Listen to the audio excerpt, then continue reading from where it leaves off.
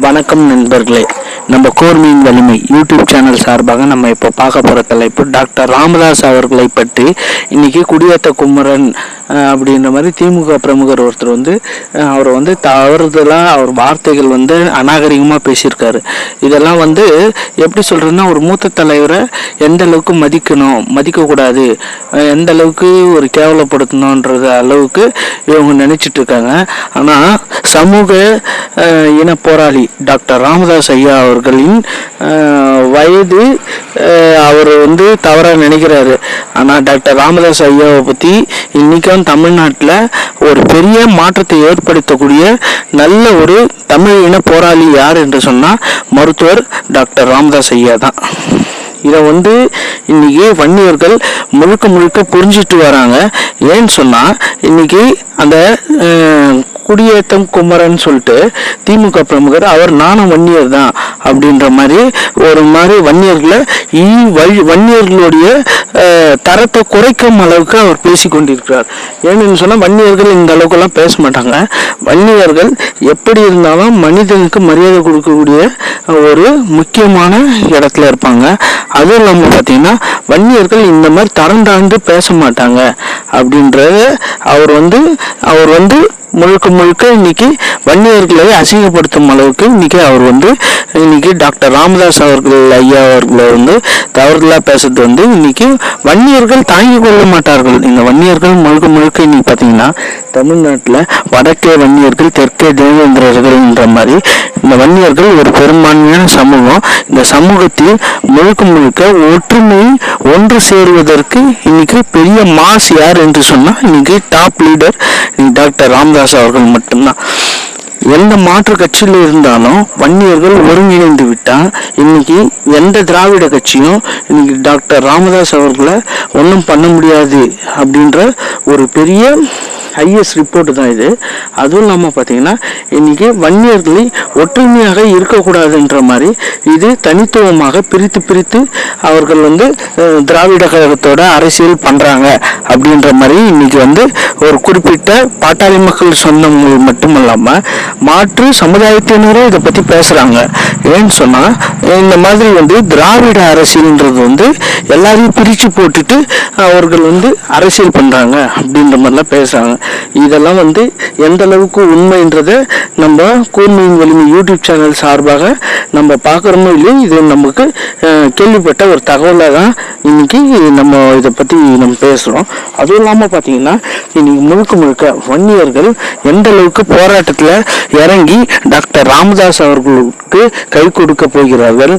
இந்த வன்னியர்கள் 10% இடஒதுக்கீடுக்காக தன்னுடைய வருங்கால சங்கதிகளுக்காக எந்த அளவுக்கு இவர்கள் போராட போறாங்க. இந்த 10% ஒதுக்கீடால் இவர்களுக்கு எந்தெந்த நன்மைகள் கிடைக்க போகிறது, இவர்களுடைய பிள்ளைகளின் கல்வி வேலை வாய்ப்பு, அதுவும் இல்லாமல் பார்த்தீங்கன்னா அவர்களுடைய உயர் ரக பதவிகளுக்கு செல்லக்கூடிய வாய்ப்பு அதிகமாக இருக்குது.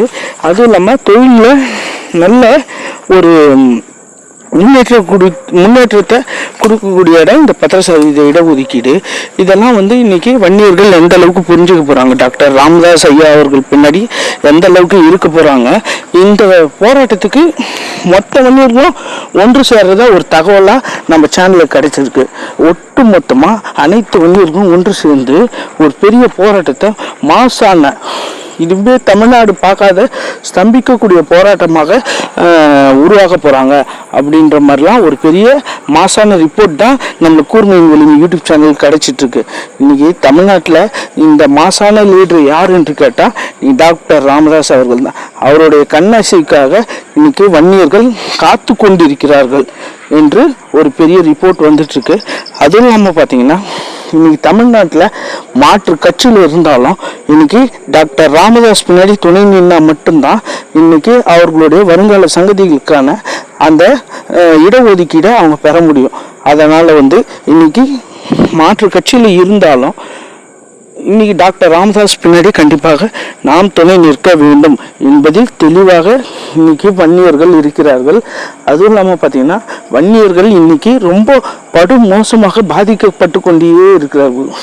இன்னைக்கு கல்வி ரீதியாகவும் பொருளாதார ரீதியாகவும் அவர்களுடைய வேலைவாய்ப்பு ரீதியாகவும் தொழில் ரீதியாகவும் எல்லாத்துலேயும் இன்னைக்கு பெரிதும் பாதிப்பு அவர்கள் இன்னைக்கு அடைந்துட்டு இருக்காங்க. ஏன்னா இவங்க விவசாய வேளாண் குடிமக்கள் இவர்களுடைய விவசாயத்தை இன்னைக்கு இழந்துட்டாங்க. அதனால இவர்கள் முந்தைய காலத்துலலாம் இவர்கள்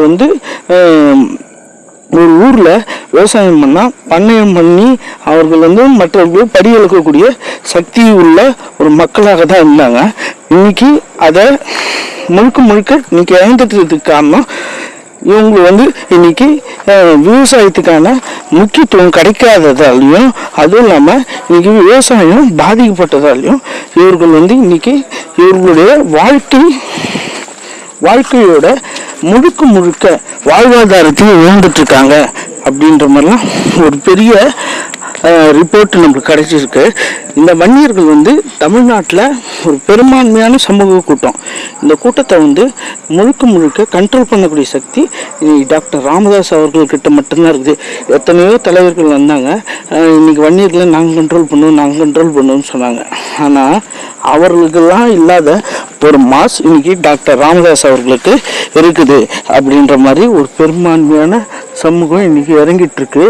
இது தமிழ்நாட்டில் ஒரு பெரிய வரலாறை படைக்க போகுது அப்படின்ற மாதிரி ஒரு பெரிய வரலாறு உருவாக போகுது. இன்றைக்கி முழுக்க திராவிட அரசியலுக்கு எதிராக இன்றைக்கி வன்னியர்கள்லாம் ஒன்று சேர்ந்து கை கோக்க போகிறாங்க. ஒரு பெரிய மாஸ் மாஸ் உருவாக போகுது. இந்த மாஸ் இன்றைக்கி தமிழ்நாடுடைய அரசியல் வரலாற்றை மாற்றப்போகிற இடத்துல இருக்குது.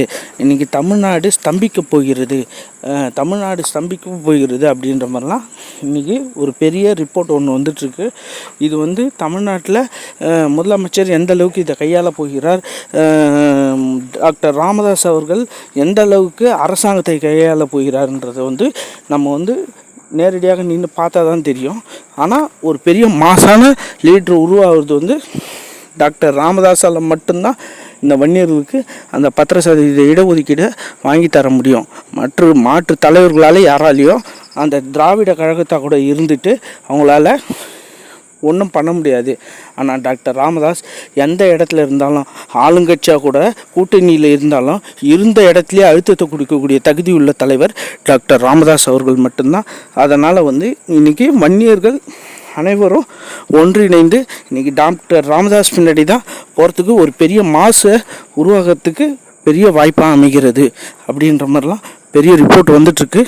இது தமிழ்நாடு அரசியல் மாற்றத்தை ஏற்படுத்த போகுது. ஓகே